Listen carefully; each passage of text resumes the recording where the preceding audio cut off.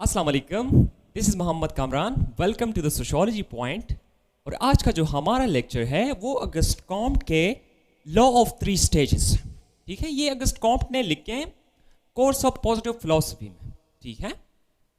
और इसमें ये बताया गया है कि हाउ सोसाइटी एवॉल्व, कैसे सोसाइटीज एवॉल्व होती है, सही है। तो इसमें जो सबसे पहला स्टेज है वो है थियोलॉजिकल। थियो मीन्स रिलीजन, जिसे हम कहते हैं ना theology, theology is the study of religion, सही है। तो ये स्टेज जो है ये 1300 तक जारी रहा, सही है। ये टोटली रिलीजियस स्टेज है। मतलब इस स्टेज में उस जमाने में जितने भी फिनोमिनास होते थे, जितने भी सोशल इवेंट्स होते थे, तो उसका वो समझते थे कि रिस्पॉन्सिबल गॉड है। मतलब वो समझते थे कि उसके पीछे गॉड है, ठीक है, सही है। और जब कभी वो किसी फिनोमेना को समझ नहीं पाते थे, ठीक है, तो उसको खुदा से जोड़ देते थे according to the August Comte, ठीक है। तो यहां पे लोग जो है वो it's kind of scary stage, मतलब एक खौफनाक सा, सही है। तो यहां पे फॉर एग्जांपल बहुत तेज हवा चल रही है, तूफान है, ठीक है। तो लोग समझते थे कि खुदा गुस्सा है, ठीक है। तो इस स्टेज में मिलिट्री और जो प्रीस्ट होते थे वो डोमिनेंट थे उस जमाने में, ये थियोलॉजिकल स्टेज, ठीक है। तो इसको फर्दर जो है वो अगस्ट कॉम्ट ने क्लासिफाई किया है fetishism, polytheism and monotheism. So now let's discuss the fetishism, ठीक है। फिटिशिज्म का यह मतलब होता है कि नॉन लिविंग ऑब्जेक्ट है, ठीक है। नॉन लिविंग ऑब्जेक्ट में क्या है? लिविंग स्पिरिट है। फॉर एग्जांपल हम एक बड़े से पत्थर को देखते हैं, हम समझते हैं यार इसमें कुछ सुपरनेचुरल क्वालिटीज है, ठीक है। तो ये इसी तरह का मतलब एक नॉन लिविंग ऑब्जेक्ट है, उसमें लिविंग है स्पिरिट। सो लोग जो है वो इस तरह की चीज़ों को पूछते थे, पत्थर को पूछते थे या और भी जो मटेरियल थिंग्स होते हैं उसको पूछते थे। So that was the fetishism, okay. फिर इसके बाद जो एडवांस स्टेज ऑफ फिटिशिज्म है, so that was the polytheism, ठीक है। तो पॉलीथीइज्म में क्या होता है कि पॉलीथीइज्म में गॉड्स को क्लासिफाई किया जाता है। मतलब बहुत सारे गॉड्स हैं और उनके डिफरेंट फंक्शन हैं। ये फलां चीज़ का गॉड है, ये फलां चीज़ को कंट्रोल करता है, ये फलां चीज़ को कंट्रोल करता है। तो इससे उन्होंने गॉड्स को क्लासिफाई किया है, ठीक है। और उसके बाद जो है वो मोनोथीइज्म आता है। सो इन मोनोथीइज्म लोग जो होते थे वो एक खुदा को पूछते थे और एक खुदा को मानते थे, सही। तो ये ऐसे ही एक ट्रांजिशन जो है वो उसमें होती रहती है। और इसके बाद जो हमारा नेक्स्ट स्टेज है that is the metaphysical.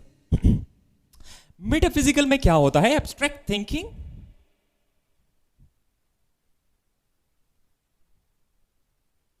And reasoning,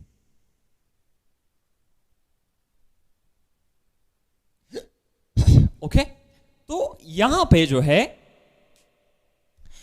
ये लोग जो होते थे ये कंक्रीट गॉड पे जो है वो बिलीफ नहीं करते थे। तो इसका ये मतलब नहीं कि वो गॉड पे बिलीफ नहीं करते थे, वो गॉड पे बिलीफ करते थे लेकिन वो कंक्रीट गॉड पे बिलीफ नहीं करते थे, लेकिन वो सुपरनेचुरल पावर पे यकीन जरूर रखते थे, ठीक है। तो मैंने आपको बोला भी कि यहां इसका यह मतलब नहीं कि वो खुदा पे यकीन नहीं रखते थे, वो खुदा पे यकीन रखते थे लेकिन वो सब कुछ खुदा की मर्जी से नहीं जोड़ते थे, ठीक है। मसलन आपकी जो कामयाबी है, तो हम समझते हैं कि कामयाबी में मतलब उस जमाने में लोग समझते थे कि कामयाबी में फॉर एग्जांपल खुदा का हाथ होता है, ठीक है। लेकिन उसके साथ साथ वो ये भी कहते थे कि इसमें मेहनत का एक रोल है, स्ट्रगल, ठीक है। तो वो थोड़ा रैशनल सोचने लगे, ये थोड़ा मैच्योर स्टेज है, तो इसमें रैशनल थिंकिंग जो है वो स्टार्ट होने लगी।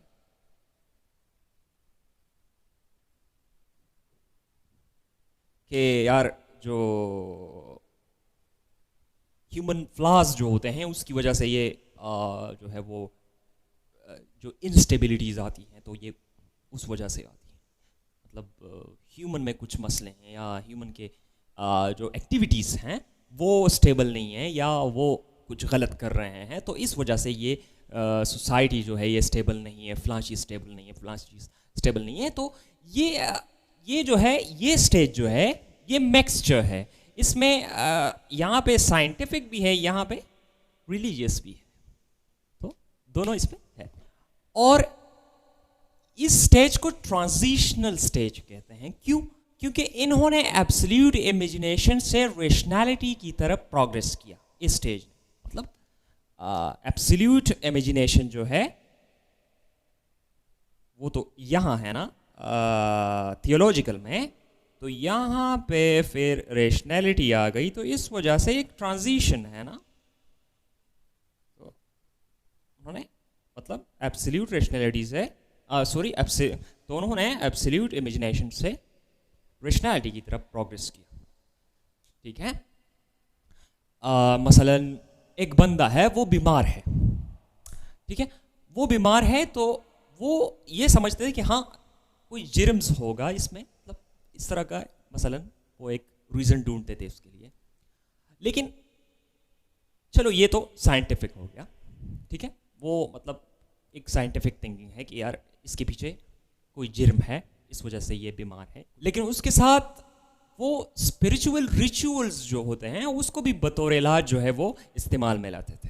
तो ये स्टेज जो है ये बहुत कम अरसे तक रहा, 1300 से लेके 1800 तक ये रहा है, 1300 से 1800 तक। और इसके बाद जो है वो पॉजिटिविस्टिक स्टेज है। अच्छा, जो लास्ट स्टेज है वो है पॉजिटिविज्म। पॉजिटिविज्म में रिलीजन को एक साइड पे रखा गया, ये एक सेकुलर स्टेज है हम कह सकते हैं according to the August Comte.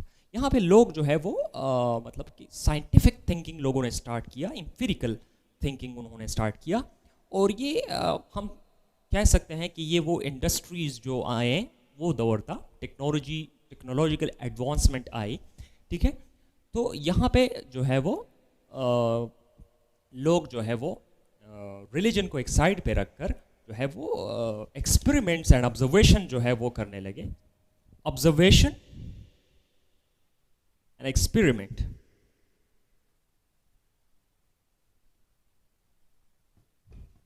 उसको इंपॉर्टेंस दी गई। जो ऑब्जर्वेबल फैक्ट्स होते हैं उनको ऑब्जर्व किया जाने लगा। और जो रिलीजियस हैं, ठीक है, जो नॉन ऑब्जर्वेबल है उनको एक साइड पे रखा गया। और उनका ख्याल था कि ट्रू नॉलेज जो है वो that is the scientific knowledge. The aim of this was to uncover the laws that govern the social behaviour. ठीक है, तो according to the August Comte, societies have laws, and to study these laws we should use the scientific methods. So this was the today's lecture. Thanks for watching this video. Allah Hafiz.